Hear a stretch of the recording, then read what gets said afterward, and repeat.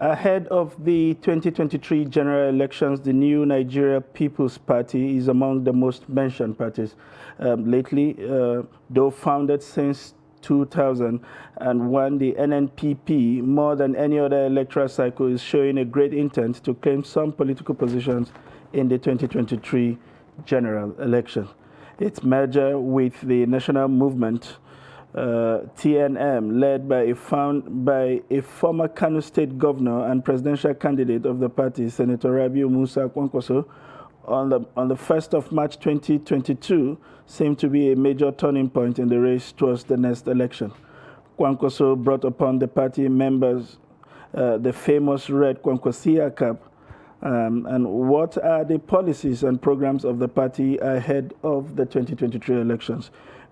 Now joining us in the studio is the national chairman of the party, a very cerebral mind, a Nigerian, Professor Rufai Ahmed Alkali, who would be delving deep into the manifesto of the party and what it promises Nigeria should it win the 2023 election. Prof, it's a pleasure to have you join us in the studio again. Yeah, good morning, please. Thank you. Good morning. People of my generation will say Prof has refused to age.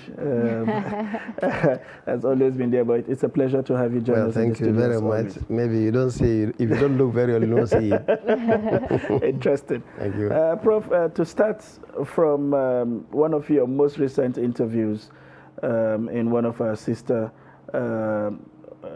television station, you mentioned that the presidential candidate drew the party manifesto by himself, and some Nigerians were wondering, what does that attest to? Is it the fact that he intends to run a presidency all by himself, or that he couldn't find competent people within the party to rub minds with such that they can come up with a document, or it was just in an attempt to own the document?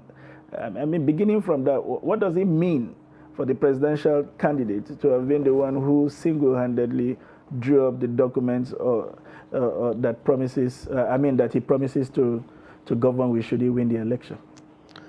Well, thank you very much. First and foremost, I'm not too sure I said something like that. Okay. I'm not too sure. What I did say, I believe, in an interview, maybe with Channel TV sometimes back, was that unlike the previous experiences of manifesto writing, where people would just go and commission consultants to go and draft policy documents, and then they come and splash it to the candidate and then get paid off. And at the end of it, there's a disconnect between the document and the candidate. We said, unlike that, there was a committee. Okay. And of course, the presidential candidate, who is also an intellectual par excellence, having been an engineer, having a master's degree and a PhD degree, reading is not big deal to him. Therefore, it was easy to sit down with that committee to look at every aspect of the Nigerian society and then come up with a document that is humane, that is organic, that is connected to the people. A document that is not there just for the purpose of election. Can be thrown away, or after victory you just begin to deny that there's no even social contract between you and the people. So here is a project that comes from the heart, and therefore it is a project owned by us and by Nigerians. Now it's been presented to Nigerians, and we believe this is the correct way to go about it. Okay. Now, how promising are some of the policies highlighted in this document? Well, the best way to go about it is that we have to ask ourselves, where are we today? Because if we don't start from there, we just assume this is another mere document, a political document that is prepared by a politician who is seeking power, who maybe at the time he wins election, he'll virtually forget about all the promises made. So we have to ask ourselves, where are we today in this country? And I think the popular consensus in the country is that this is not in a country we know. Everybody, whether a Nigerian or a friend of Nigeria, knows that when we look at all the various sectors of the Nigerian society and economy, there is no cheering news coming out. When you look at the economy, the story is always terrible. Every day you hear, even from the official agency of government, the Federal Bureau of Statistics, showing more people enter into poverty levels nationwide, although disproportionately, depending on what region of the country, of course, is also there. And there are also gender issues. And there also women are worst off, children are worst off, those in the fringes of the country worst off. We look at the issue of the security. Of course, we know Nigeria faces challenges historically. This is not new. Not only Nigeria, every other country faces its own share of troubles. But this is not what Nigeria is known for all these years. It used to be somewhere isolated, maybe in the northeast part of the country. Because somebody in Lagos or Port Harcourt wouldn't know what is happening in Lagos, in Borno and Yobe. The crisis could go on for 10, 20 years. They wouldn't care. They wouldn't know because Nigeria is very huge. But we know today it has changed. It's there in the northwestern states. It's there now in southeast. It's there in south. It's in the central regions. When you look at the education sector, every part you touch, there is no cheering news. So therefore, as we are preparing for elections, there's a lot of excitement. There are people who believe they just must rule this country no matter how, that this is their turn. They think, first say it, that this is their turn. That it's not God's turn, it's not Nigeria's turn, it's their own turn. And that is not what we are saying. We are saying that this is Nigeria's turn. And therefore, when you come out to contest, especially for a position of president of this country, you must tell them something different, something new. And there are certain point to say, look, you that you are now offering yourself, who are you, what are you? Who are you? And that is first starting from the most elementary issue which we take for granted, the identity. And there is some people have identity crisis. The issue that also comes to people's mind is, what is your pedigree? Maybe you have spent 40 years, 50 years, 60 years serving this country. What have you done?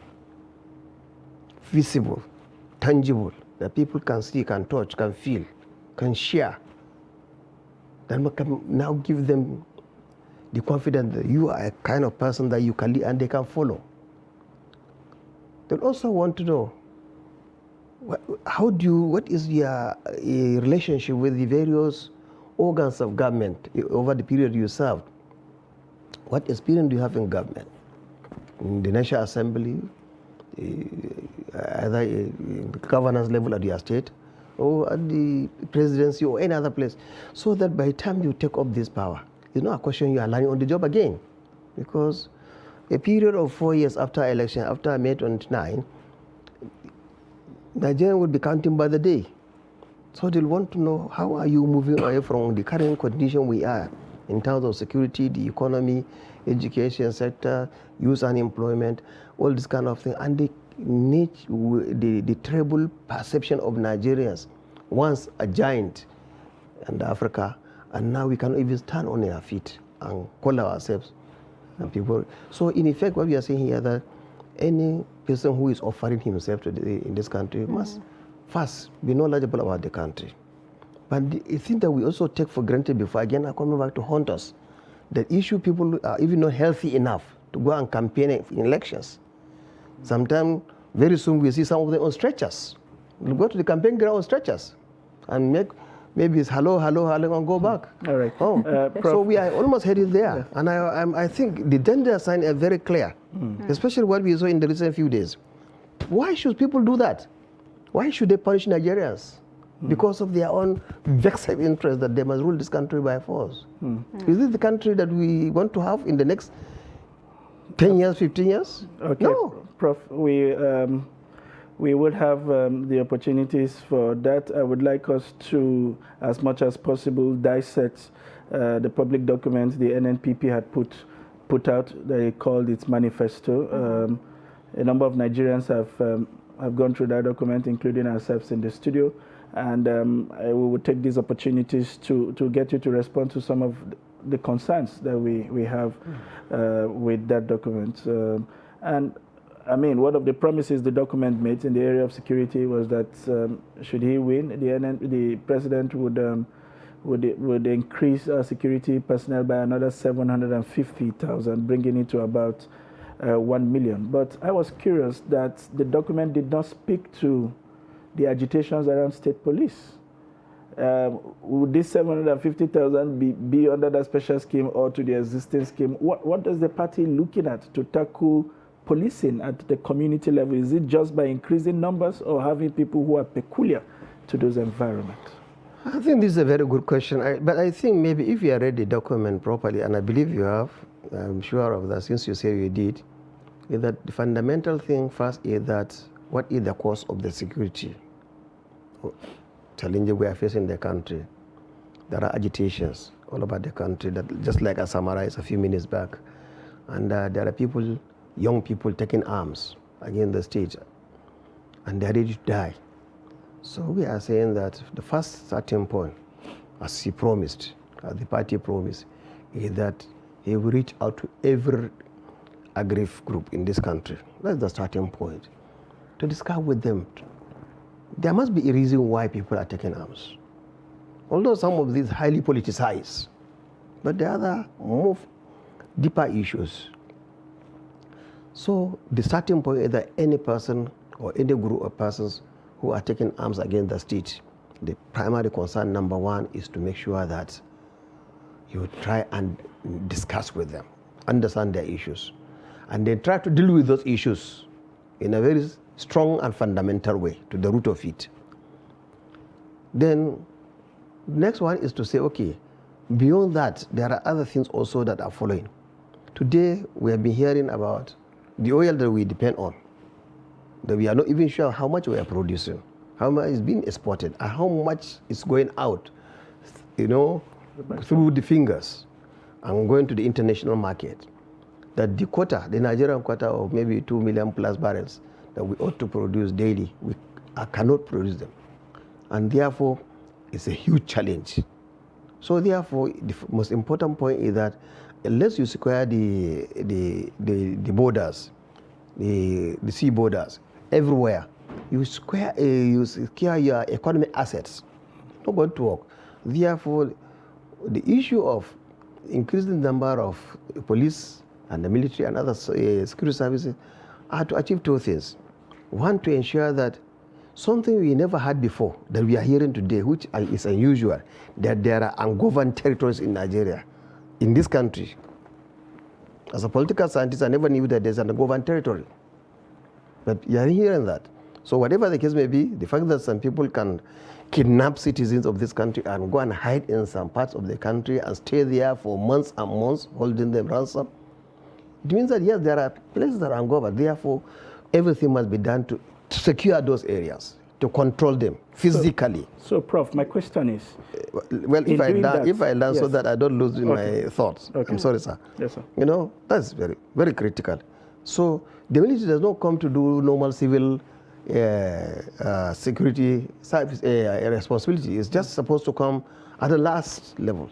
So the most important point is that these policemen and women, the military, the other services, we are not going just to say everything must be done in a systematic manner. But at the same time, while you are taking this number of young people, agile, strong, active, educated, to go into the security services, you are also, by that fact alone, you are also mopping up a number of these youths out of the streets. Because what I've been saying is that what we have now is a mismatch of resources. You have work, there are a lot of work to be done, and no people to do the job. There is a lot of job to be done. There are a lot of people looking for jobs, and there are no jobs for them.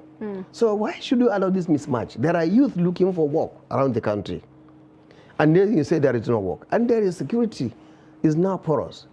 Everybody is complaining. You cannot move. In the past, I could leave from here in Abuja around 5 o'clock, 6 o'clock, 7, go to Kaduna and come back the following morning. Today, you can take that chance. So what I'm saying is not only that road, every other road you are following in every part of the pressure on the security is so huge. And even the intelligence is, we have young people who are highly educated. You can recruit them to reinforce that particular area of the system. So at every level, there is a lot can be done. So what we are saying is that there is a direct correlation between the the insecurity and the economic crisis in the country. So therefore, unless you try to narrow the gap, it will not work. So how do you intend to manipulate this, for effectiveness subsequently? Because it's a lot of work, I would say. I wouldn't use the word manipulate. I would rather say that you have to strategize. Because if you now come with the idea that, let's say, the issue, or let's say, very controversial area. I'm not likely, I don't want you to ask that question, maybe because of its controversy, the issue of oil subsidy. For many years, people are debating on what is oil subsidy. And up to now, people are groaning under it. So why are people running away from this? The most important, you have to understand this issue of oil subsidy. Who is benefiting from oil subsidy in this country? Is it the ordinary citizen in Nigeria? Or some group of people who are serving as filters in the Nigerian economy? They'll continue threatening the country that if you don't give subsidy, then the roof is going to crash on our heads. Especially you can see the sign now as December, Christmas around the corner. So, but government will be spending money on subsidy, and the subsidy is not going to the ordinary citizen. There must be an answer to these questions. So what you are saying that there are holistic issues. The issue of foreign exchange, you could see also another issue that is not being managed properly. Because in other countries of the world, a president of the country just sneezes, it affects the economy. When he makes one statement, it changes the dynamics of the economy. Either it's stock exchange or the currency or the interest rate, everything can be affected. So we cannot run a country on this kind of hush-push approach. It must be systematic. So the entire thing must be addressed holistically. But the bottom line, and that's our emphasis of the Nnpp government under President Rabi Musa Konkoso, God willing, is that the education sector. Prof, before you go to education, I would like us to address these issues sectors by sector so that we are able to, you are able to clarify some of the things that are in this document for a better understanding. Talking about subsidy, I went through that document and I was expecting a clear-cut policy statement like we would uphold or we would remove. As we have heard some of the other presidential candidates openly say, we would sustain or we would take out. However, in the document, it talks about reviewing the situation. Is it? What is the position of the presidential candidate? Is it to continue to sustain what clearly has appeared to be a drain pipe on this country? Or are we going to take out, if we take out, what other palliatives will be in place for Nigeria? I would like you to take a few minutes. That's why I said we have to review it, because you see, a presidential system is not a military government. Anybody sitting now, applying for a job to be president, he cannot sit there, I'm going to do this, I'm going to do in that kind of authoritative manner that he alone can do it. Because some of these, there are constitutional matters, there are legislative matters, there are policy issues, there are issues also that require consultations, okay? So that at the end of it, you must approach it in such a way that Nigeria will have what we call an oil security policy. So that now, what is happening is that whatever, if you mismanage this sector, you find that we lose out despite the fact that we have the abundance of the resources. So it's not a question of somebody sitting down and saying, okay, I'm just going to do this. No, but promising to do a review based on what I've just told you, that we are now not promised to review because we don't know the problems. But we want to understand the fundamentals, the hidden forces that have been trying to put this country now on its tools constantly, Unless you understand it and then you work on it, then you'll only play on the surface. So remember also that no political party will also present everything in detail in a manifesto. Okay. I would like to ask this just quickly. That manifesto clearly states that it's going to eliminate budget deficits. How do you intend to do that? Well, you see, no country has sufficient resources to serve all its purposes all the time. It's very difficult. But what is happening here is that there is a feeling that is mismanagement of resources. Yes, if you say deficit budget, what may have led to the budget deficit? Only recently you have been hearing stories, and some of them You can only see them maybe in movies, maybe these Hollywood movies. You switch off and go and sleep. But these are reality. Even when you switch off the TV, you wake up, you see that they are facing you. That billions of naira. That most of us, if you begin to write what is a billion or trillion, the zeros are many. That this amount of money is somewhere being wasted by individuals. And the debate is no, what you say is not correct, what I say is right. Making people look like fools in the country. So there is mismanagement of resources.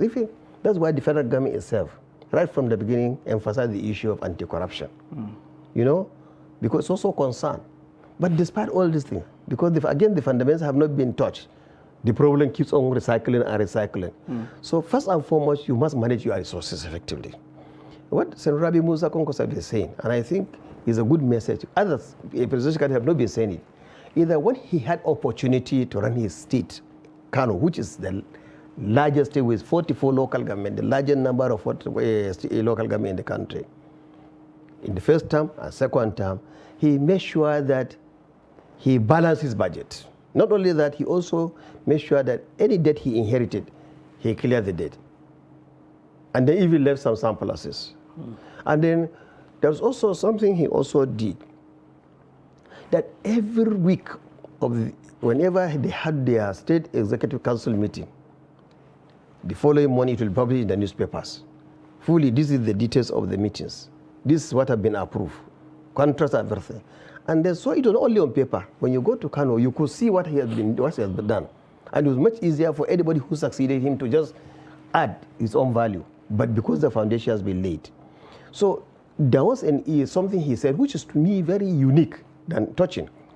That when he came the second time, while, for example, the capital project was 35% or 30%, and the recurrent budget was 70%. By the time he finished 4 years, he made sure that the capital budget was 70% and the recurrent was 30%. So it means it is prudence. If you don't have resources, you can waste it. But to go, and then the issue of borrowing. Borrowing, you cannot, it's very difficult to stop people from borrowing. But to borrow and pay for salaries is a different matter. And they ought to borrow to pay for debt is also another matter. Some of the studies we have done in our own career is about this kind of issues, how to avoid indebtedness. This is what you have done. And we know the implications. Therefore, all this issue of having a deficit, you have to understand why the deficit. There are people in this country today that are not complaining about this country. I don't want to mention them, but very soon before the elections, we'll mention them. They are not complaining. In all these months and years that people are screaming, they are comfortable. And they are there, and they are part of the system. Why? Okay, Prof. I would like us to seize this opportunity to touch on a number of issues before time runs up. I would like to take you to a statement that you made in that policy document and to provide clarity for Nigerians with regards to what the intents are.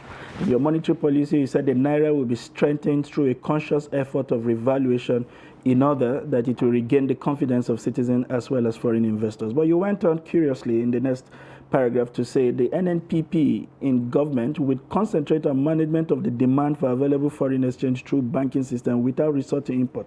Isn't that what we are doing currently? Managing demand, practically fixing the Naira rather than allow the forces of the market to determine the price of the Naira. How would this be different? Well, I think this is the elementary economics, is elementary economics is that if you want to get your currency to become strong, you must produce. You must produce and export.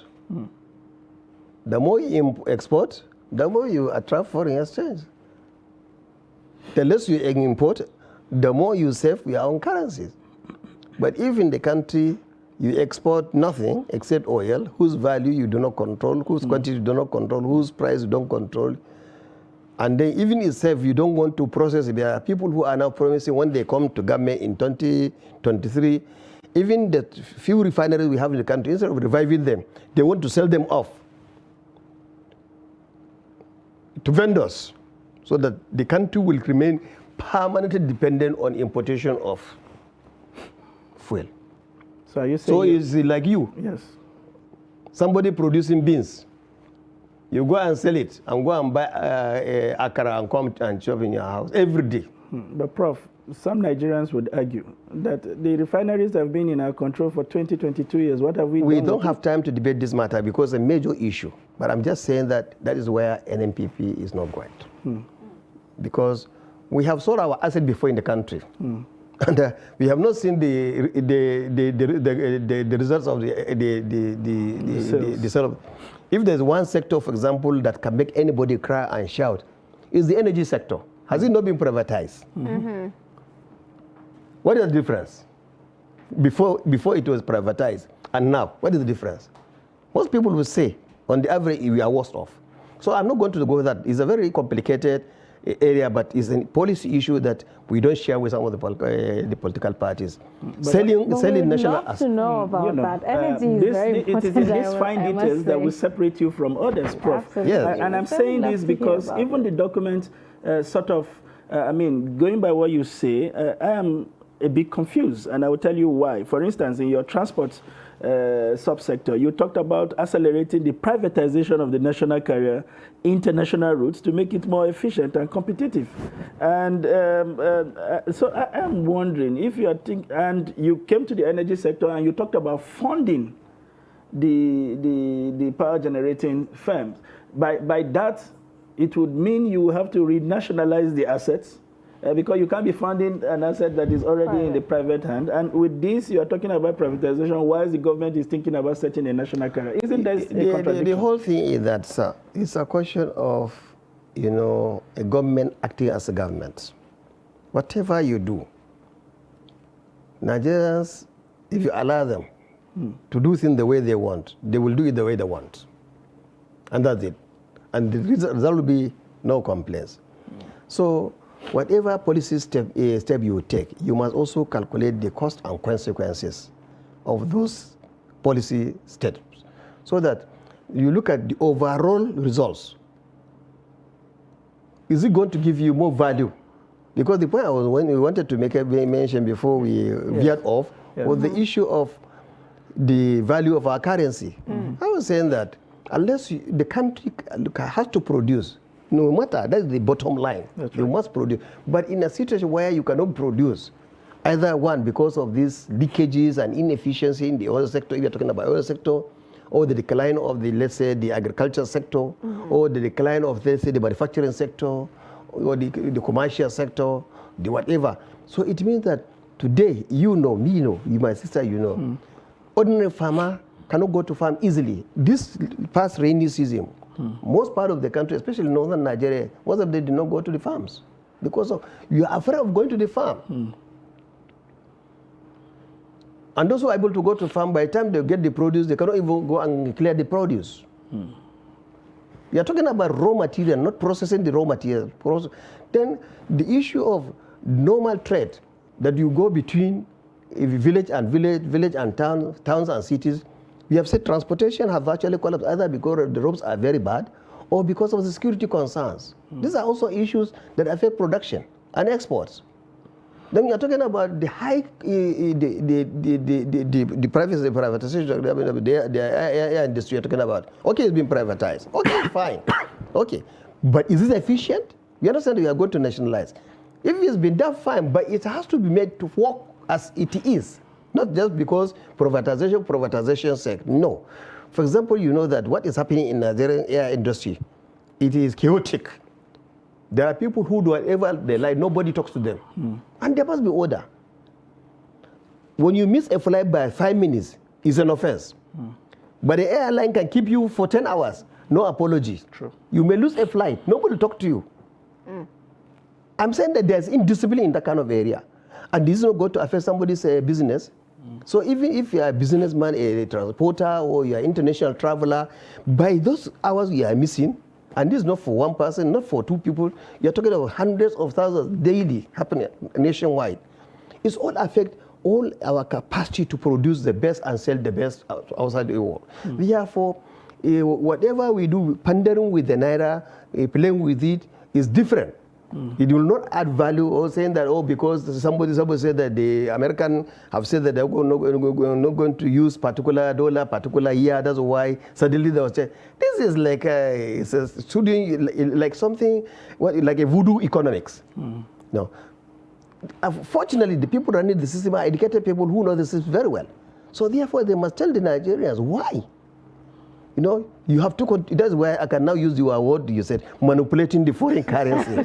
I can use that word now. Okay. That's what is happening now. Manipulating it. You have taken And I want to privatize that one from her. So that, you know, you manipulate the foreign exchange, because by making a simple decision, one person will become millionaire in 10 minutes, 1 hour. Okay, I think we're beginning to So that's run why out there of must time. be there must be discipline in the system. Okay. There must be order, and then anybody who that's what the clarion call in concourse of We are government. going to digress a little bit. Okay, sure. Because we're running out of time. Okay. But I wanted to make sure that he said if you are given a target and you don't fulfill that target, then you are the target.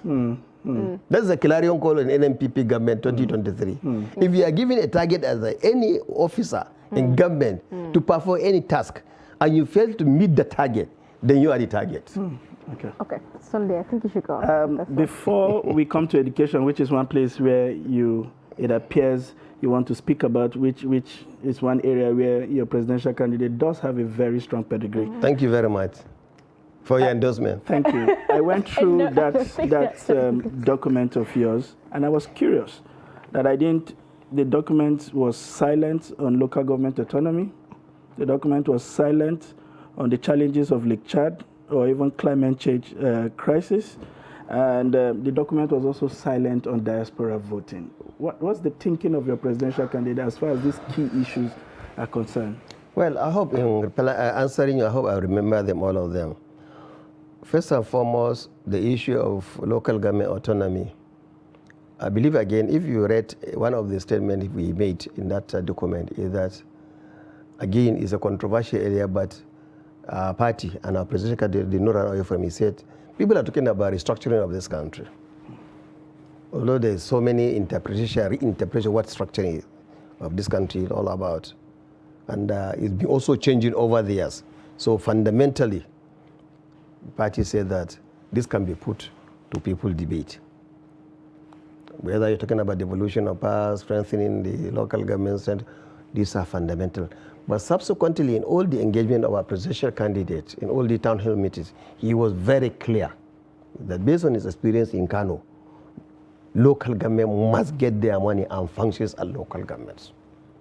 There is no reason. But there is also an issue that the state government are manipulating, another word from you, sir, a clause that emphasizes that, insists that the local government funding has to have a joint account with the state government. But that don't mean that when they get the joint account, they will collect the money and put it in their pocket. But that's what is happening. Virtually every local government in this country today is either dead or dying. And that's why I used to say this word, that the system has been frozen, so that there are people who are not performing their functions. Local government, chairmen and councillors, traditional rulers, all those layers, they have just been squeezed into a corner, and therefore they cannot function, and it's a very big problem. And it is also part of the root of the problem of security.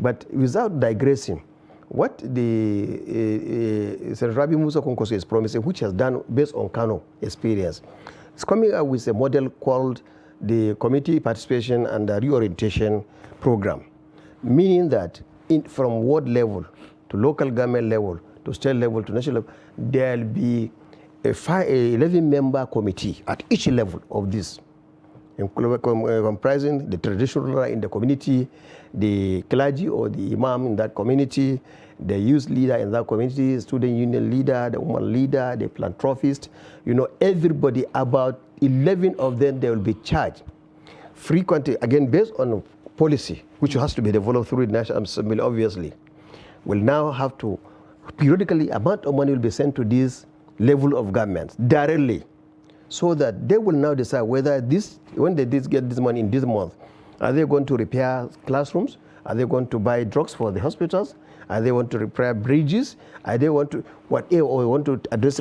So what is happening? Not only that you are talking about strengthening that arm of government at the local government, but even below the local government at the world level, it should be functional, not just a political unit for elections only.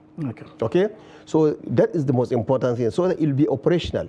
So secondly, the issue of diaspora is an issue. You remember this electoral reform it started since 2010 or 2009, okay, under President Musa Jaradua of blessed memory, and that time Dr. Jonathan was the vice president. The process started, and then we had the electoral review in 2010, and now we had another electoral review in 2022. It's a continuous process, and fortunately also, INEC has been also modernizing their system of election. We are very happy with that. Therefore, I'm sure they themselves will initiate these processes with the new technology that is emerging every day. I think this one also will be addressed. In fact, if you recently we are checking, it's not only the diaspora that are also being disenfranchised, but about 3 or 4 or 5 other groups. But this is not for this subject. Okay, Prof, I hear that we are already out of time, but that is without prejudice. If I will give you 30 seconds to, what are you going to do differently in the educational sector? I would like to hear that. I think the most important thing is that education is a right. It's not a privilege. And education is the foundation of civilization. It's also a liberator. Therefore, any country that wants to achieve greatness must put a lot of emphasis on educating the youth. The 20 million people or more of children floating in the country cannot be allowed to continue with their dire security consequences to the country. Therefore, everything will be done from primary to secondary to universities, so that everybody will have something that he can call a level of education. Remember also, before we are closed, we have also promised that, one, we are going to stop the payment of Y fees, Nnpp fees, JAM fees, Nnpp fees, all those that are taxes that are imposed on parents and children. Most of them, because of these fees, cannot continue going into the universities or polytechnics or college of education. People keep on asking, where would you get the money to do this? But if there's no money to do this, where are you been getting money? One person can take about 90 billion naira or 100 billion naira and disappear. And it's a working government when he did not come with 1 billion naira or 100 million naira in his own pocket. Where is the money coming from? So I think the issue is that everybody must account for what they are doing. Thank you very much, Prof. I am sure even if we have 3 hours on this program, you will continue to espouse more ideas from the NNPC. But this conversation will continue. Nnpp. NNPC is where you're getting your fuel. Nnpp. NNPP is where you're getting your freedom. Thank you very much, Professor Rufai Ahmed Al-Kali, a scholar, a fine gentleman, an erudite, cerebral Nigerian, the chairman of the NNPP. I got it right this time. We would continue, we'll keep this conversation going, and we hope that when next we call you, you would oblige us to speak to other areas as the campaign develops ahead of the elections. Thank you very much. Thank you very much. Thank you very much.